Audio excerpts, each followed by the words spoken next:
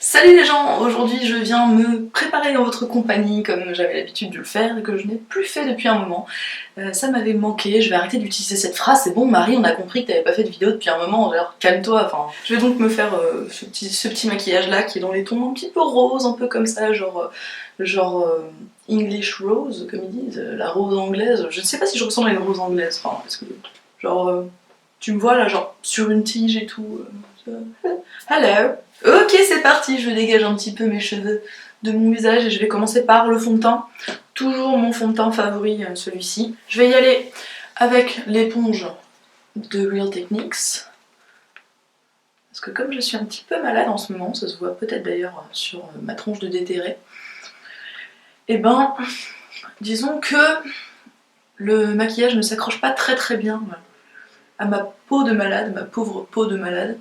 Et donc, essayer de faire la base la plus naturelle possible, c'est un peu une bonne idée. Un petit coup de correcteur sur quelques petites rougeurs et marques d'anciens boutons, parce que j'ai une phase un peu pas cool de peau récemment. Alors ça va beaucoup mieux, mais il me reste quelques marques un peu récalcitrantes, donc je les cache avec ce truc là, qu'au début j'aimais bien, et qu'en fait, pardon, pendant que je parle, j'ai une marque de bouton ici. Si je vous dis que ça fait un mois qu'elle est là, je vous mens pas. Qu'est-ce que j'étais en train de dire? Je perds complètement le fil. Bon sang! Pendant que je vous raconte la suite de ce que j'étais en train de vous dire, que je vais retrouver immédiatement, je vais mettre un peu d'Erase Paste sur mes cernes pour corriger un peu ce bordel. Et j'étais en train de vous dire quoi? Ah oui, que ce correcteur là, je l'aimais bien au début, mais je dois dire qu'il est... bah il est franchement pas aussi bien que celui de Nars quoi. Donc j'attends de finir celui-ci avant de me racheter celui de Nars, mais le jour où il sera terminé et que je pourrai me racheter l'anti-cerne éclat sera un grand jour. Je pense qu'avec l'anti-cerne éclat, je m'achèterai aussi une bouteille de champ juste pour fêter ça quoi. Donc une fois que j'ai corrigé un petit peu le côté bleuté de mes cernes, je mets un tout petit peu d'anti-cerne en plus, pas énormément, et puis je viens estomper le tout. Comme d'habitude, j'ai fait ma petite technique du je laisse, si je pars en faisant ça, ça ne va pas du tout. Comme d'habitude donc, je fais ma petite technique du je laisse poser quelques temps le correcteur sur les zones à cacher, comme ça il a le temps de s'accrocher avant que je l'estompe. Oh là là, c'est fou à quel point j'ai les yeux fatigués, mais franchement, il y a des gens, ils marquent pas beaucoup quand ils sont fatigués. Alors je pense pas en faire partie, hein, clairement. Là, il faut dire que, genre, même quand je suis en forme, j'ai déjà un peu des poches sous les yeux, ambiance, on dirait un peu une autre personne qui, elle, serait fatiguée. Ça n'a aucun sens ce que je raconte. Enfin, ce que je veux dire, c'est que j'ai toujours des poches sous les yeux, hein, c'est plus ou moins héréditaire, on va dire. Alors, elles sont pas encore très marquées, mais ça ne saurait tarder, j'attends avec impatience le vieillissement, n'est-ce pas? Mais donc, quand je suis crevée, ben, c'est la merde. Et donc, je pense qu'un petit peu de touche éclat n'est pas superflu aujourd'hui. Ensuite, je vais passer à de l'enlumineur. Alors, c'est peut-être un petit peu étrange de le faire maintenant, mais c'est un produit crème, donc je vais mettre tous les produits crème avant le reste, n'est-ce pas? Et je vais utiliser... Alors, elle est un peu sale, je suis désolée, mais... Tada! J'ai trouvé ça en vacances. Cette palette de contouring de crème de chez Anastasia, que j'adore. J'ai encore un peu de mal à m'en servir bien correctement et tout, parce que je suis pas non plus encore une pro, donc peut-être que je vous en ferai une démonstration plus approfondie plus tard, mais pour l'instant je vais déjà utiliser ce truc là, qui est pour le coup un enlumineur tout simple, hein, très joli. Donc j'en applique ici, hop, on va essayer de répondre au téléphone. Oui, je suis en train de filmer une vidéo là. J'en mets aussi au doigt par petites touches. Alors j'adore faire ça, je le fais souvent et je vous explique jamais pourquoi, mais voilà, maintenant je vais vous expliquer. J'en mets sur le bout du nez, en haut comme ça. Et en fait, c'est tout bête, hein, mais juste un tout petit peu d'enlumineur ici, ça te donne l'impression que le nez est plus remonté. Je sais pas si c'est flagrant ou pas, mais moi je trouve ça flagrant. Bref, arc de Cupidon. Je vais ensuite maquiller mes sourcils et je vais utiliser ce petit truc de chez Sephora que j'ai acheté il y a un moment déjà et que je vous ai encore jamais montré en action, donc je vais vous le montrer. C'est un truc bizarrement foutu, hein. En fait ça permet de tracer les sourcils avec ce petit embout de mousse tout fin, enfin, c'est très étrange, mais en fait j'aime plutôt bien. Et alors en ce moment, mais que quelqu'un m'explique ce qui se passe, je suis en train de devenir chauve du sourcil gauche. Mais genre, est-ce que vous voyez ce trou là à l'intérieur de mon sourcil? Ça se voit ou pas? Genre, je ne comprends pas quoi. Il y a une zone clairsemée au milieu, sans raison. Donc je vais remplir cette zone là. Hop. Alors faire attention parce que ça a pas l'air comme ça, mais c'est bien pigmenté comme truc. Hein. Et puis, avec ce qui me reste, je vais faire des petits clic clic clic dedans. Des petits clic clic clic. Non, non, c'est la bille qui fait clic clic clic. Bon, les amis, vous ne verrez pas souvent utiliser ça en tuto parce que ça fait un bordel pas possible et du coup, je peux pas parler en même temps, c'est trop pénible. Donc, tu te tais. Je comprends pas pourquoi ils ont mis la bille de ce côté-là. Genre, pour moi, ça n'a aucun sens qu'il y ait une bille à l'intérieur de là où il y a la poudre pour mélanger. Je veux bien comprendre, mais il n'y en a pas. Non, la bille, elle est à l'intérieur de ça, à l'intérieur du mécanisme du truc, quoi. Genre, ils ont mis une bille pour faire joli. Est-ce que quelqu'un peut m'expliquer, s'il vous plaît? Sephora, vous pouvez m'expliquer?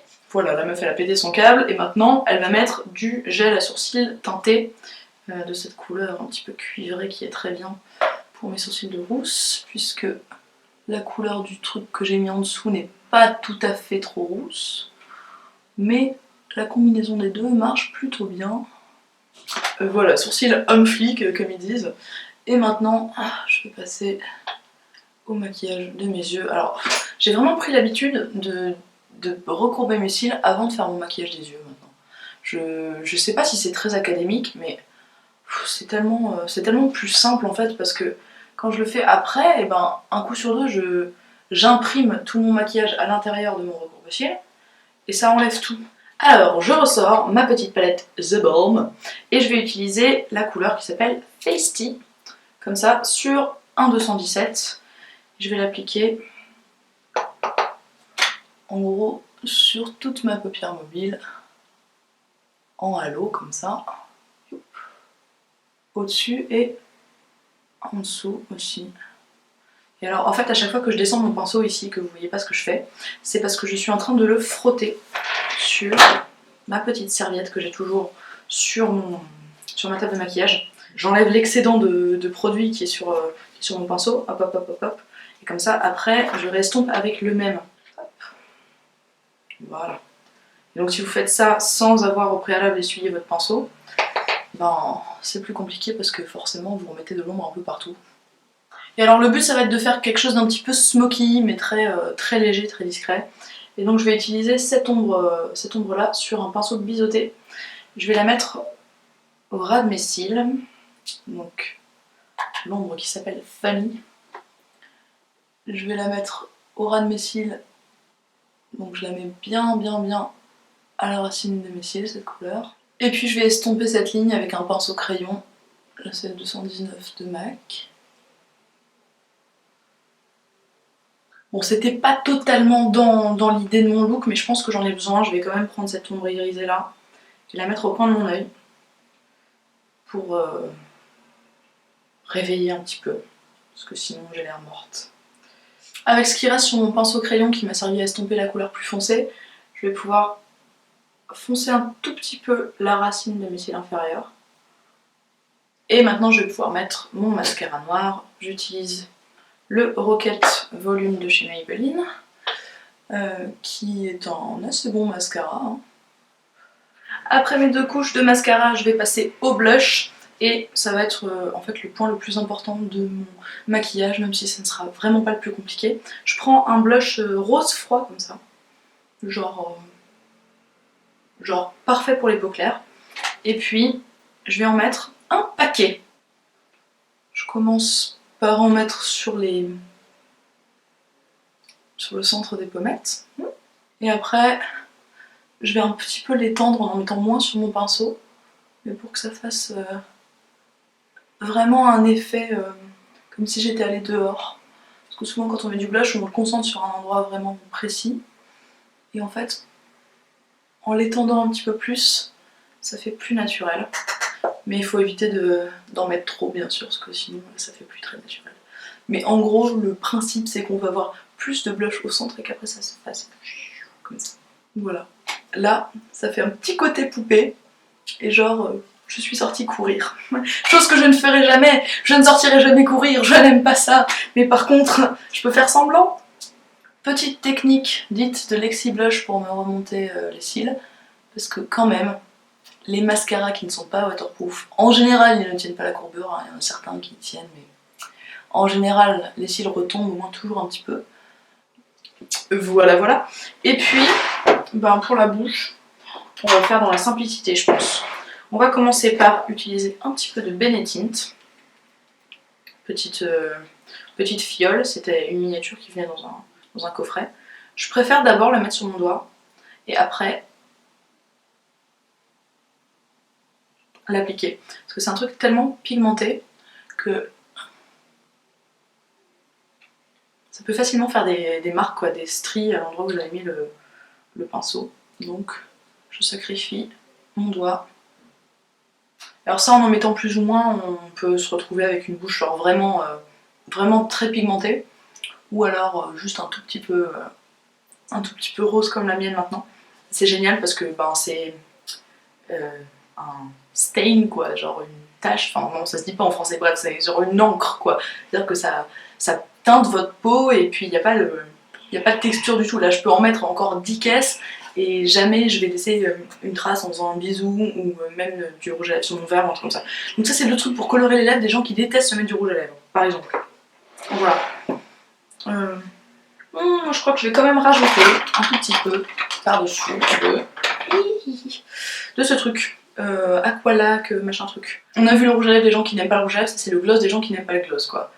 Parce que moi j'aime pas spécialement les lèvres hyper glossy, je trouve pas ça cool, mais le fait que ça soit un tout petit peu brillant comme ça donne un côté vachement plus hydraté aux lèvres. Alors c'est uniquement du maquillage, les gars, on est d'accord, ça n'hydrate pas vos lèvres, hein, que ça soit clair, mais là les lèvres ont l'air en bonne santé.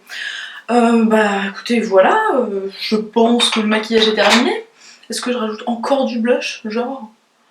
J'en ai plus sur mon pinceau, hein. Là je suis vraiment en train de faire genre, attends, qu'est-ce que je fais, dis donc, genre, je suis un artiste avec mon pinceau, comme ça je peins, hop, hop, Pollock. Non, j'espère que je ne ressemble pas à un Pollock. Si c'est le cas, je vous prie de me le dire gentiment, dites-moi Marie arrête YouTube là, parce que franchement tu sais plus te maquiller, c'est horrible, tu ressembles à un Pollock. Mais si ce n'est pas le cas et que ça vous a plu, bah écoutez, j'en suis ravie, merci d'avoir regardé cette vidéo, je vous souhaite une très bonne journée, une très bonne soirée et je vous dis à très bientôt. Ciao!